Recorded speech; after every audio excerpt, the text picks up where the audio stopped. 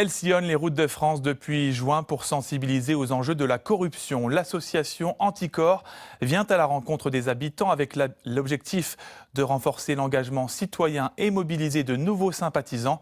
Reportage ce matin à Besançon, Charles Lemercier et Denis Coll. Cette camionnette détonne sur le marché. Pas de légumes à vendre, mais de l'information et des jeux pour décrypter la corruption. Il n'y a pas qu'au niveau national et c'est pour ça qu'on fait le tour de France en fait. C'est aussi, il y a la corruption, ce qu'on appelle de basse intensité, c'est-à-dire dans des petites communes, des petits passe-droits. On n'est pas que dans le procès Sarkozy-Kadhafi par exemple. Voilà. On a plein d'affaires locales. On est dans 156 procédures aujourd'hui, dont beaucoup sont locales en fait. L'association, qui ne perçoit aucune subvention publique, cherche à se faire connaître sur le terrain et à récolter des fonds. On ne voit pas souvent des associations qui luttent contre la corruption. Ce n'est pas des sujets qu'on entend parler souvent. Voilà. Donc ça m'a interpellé. Bien sûr qu'il faudrait que ce soit davantage connu parce que vous n'entendez rarement les médias en parler. Nous sommes bien d'accord. On se protège. Vous savez, je suis trop âgé pour ne pas avoir appris l'histoire de ce pays. Ils dénoncent, ils osent faire ce que tout le monde devrait faire. Et j'en ai souvent entendu parler et je trouve qu'ils ont beaucoup de cran. Anticorps a déjà 10 000 adhérents mais souhaite, avec ce Tour de France, faire naître des envies militantes au niveau local, car l'association n'a pas de référent dans le Doubs. Et pour évoquer le travail de l'association Anticorps, Élise Van Beneden nous a rejoint en plateau. Bonjour. Bonjour.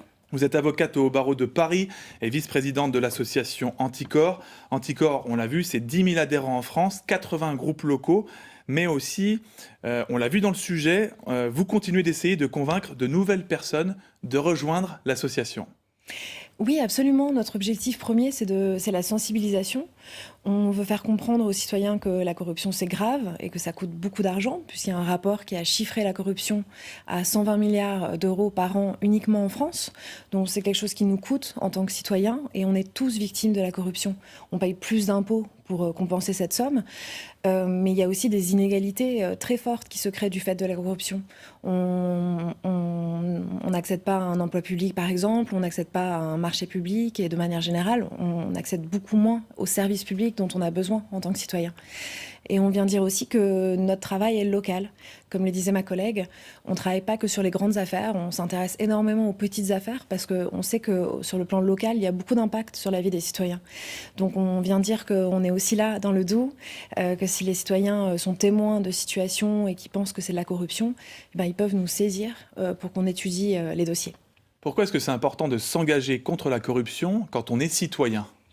Parce que, à cause de tout cet impact, en fait, qu'on voit pas vraiment, on se dit que la corruption, c'est quelque chose de diffus, c'est des grandes sommes, c'est des grandes affaires, mais c'est pas vrai, en fait. C'est une accumulation de plein de situations et on en est tous victimes en tant que citoyens, ne serait-ce que parce que c'est de l'argent qui est capté, qui est volé aux populations. Là, on parle de 120 milliards. Si on ajoute l'évasion fiscale, on est à 200 milliards par an. Et ça, c'est de la richesse qui est captée aux populations et qui devrait aller dans nos services publics ou qui devrait aller dans nos poches puisqu'on paierait moins d'impôts si on ne devait pas compenser toutes ces sommes. Et puis, c'est de l'inégalité. C'est un détournement de pouvoir. C'est pas normal que les personnes à qui on a confié un mandat, à qui on a fait confiance, détournent ce pouvoir à des fins personnelles. Les signalements de citoyens pour Anticorps, c'est essentiel. Oui, absolument. Alors nous, on travaille sur des dossiers qui viennent soit des médias, soit de ce qu'on dit des lanceurs d'alerte. Et n'importe quel citoyen peut être un lanceur d'alerte. À partir du moment où vous avez des informations sur un détournement de pouvoir ou un détournement d'argent public, ça rentre dans le champ d'action de l'association.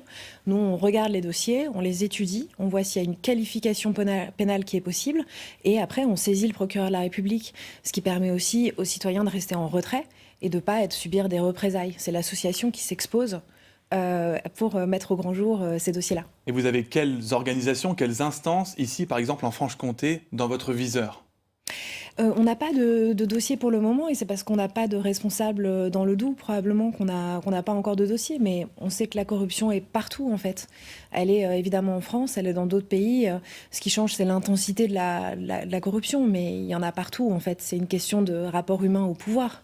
Et vous disiez que vous aviez aussi un rôle pour la protection des lanceurs d'alerte.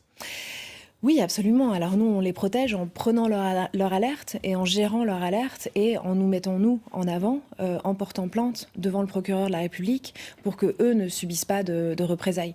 Et ceux qui sont déjà connus, on fait un rôle de soutien en disant qui sont ces personnes, ce qu'elles ont fait pour nous, puisqu'ils prennent des risques pour nous, les lanceurs d'alerte, et on essaye de les mettre en valeur pour que la société les considère comme des héros, ce qu'ils sont.